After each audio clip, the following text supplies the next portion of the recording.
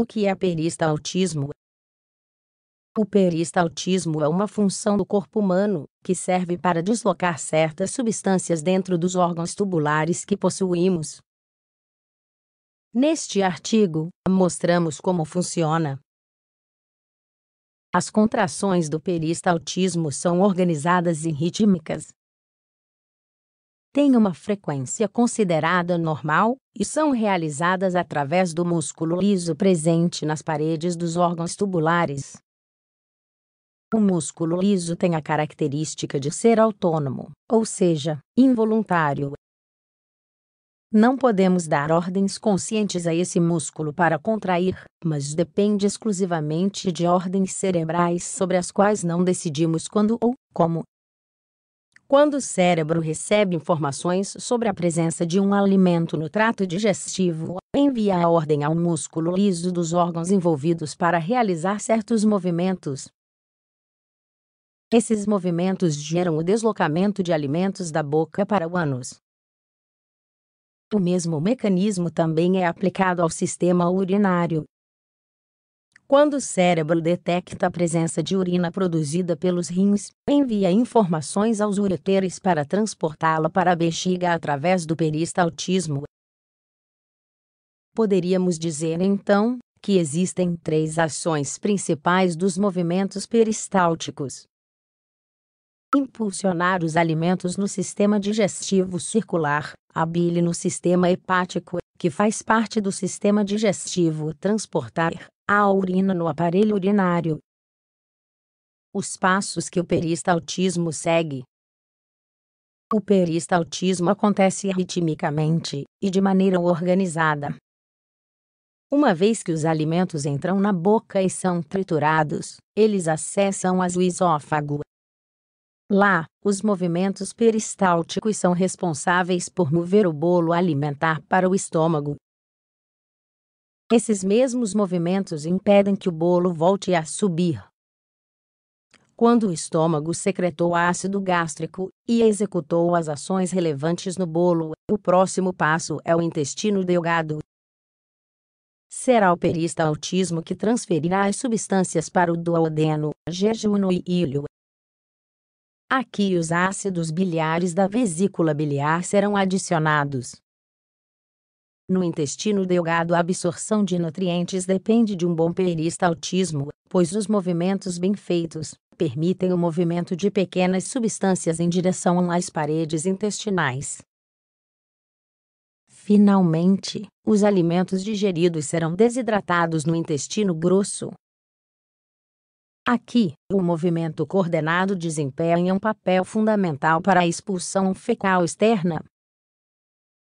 Tanto o reto quanto o ânus dependem desses movimentos. Para finalizar o último passo. Causas da diminuição do peristaltismo. Pode acontecer que, devido a várias razões que explicaremos agora, os movimentos peristálticos sejam mais lentos que o normal. Certamente, isso pode levar à constipação no sistema digestivo. E a prisão de ventre pode levar a problemas de saúde.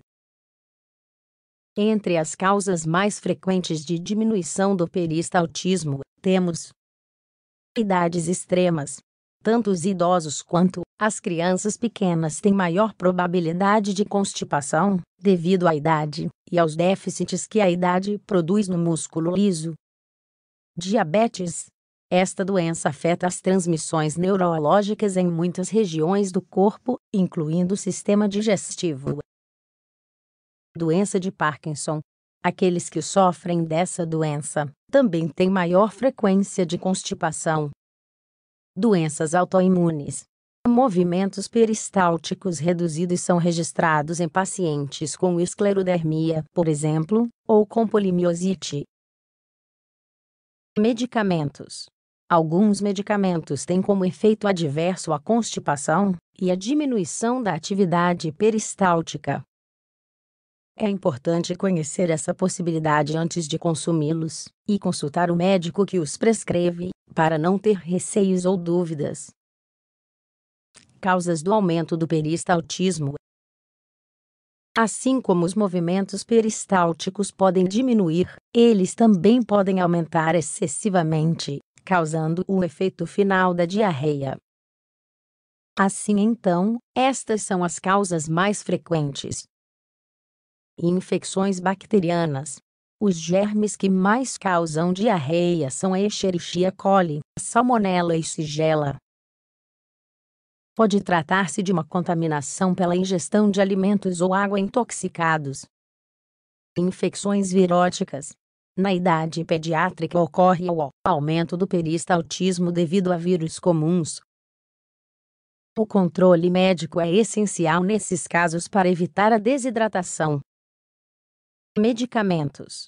Assim como certos medicamentos apresentam prisão de ventre entre seus efeitos adversos, outros causam diarreia. Doenças crônicas. Algumas patologias de alta prevalência na população em geral têm como sintoma associado o aumento dos movimentos peristálticos. Classicamente, podemos mencionar as disfunções da glândula tireoide. Origem psicológica. Em situações de estresse, o intestino responde. É lógico pensar agora que sabemos que seu movimento depende do sistema nervoso, que estimula o músculo liso. Cirurgia digestiva anterior. Aqueles que foram submetidos à cirurgia gástrica ou intestinal, por várias razões, podem sofrer alterações futuras no ritmo peristáltico, seja pela destruição das fibras nervosas intervenientes, ou pelo encurtamento do trato digestivo. Em conclusão, o peristaltismo é uma função normal e vital do organismo. Sem ele, não poderíamos viver normalmente. É responsável pelo transporte de alimentos através do trato digestivo e da urina no sistema urinário,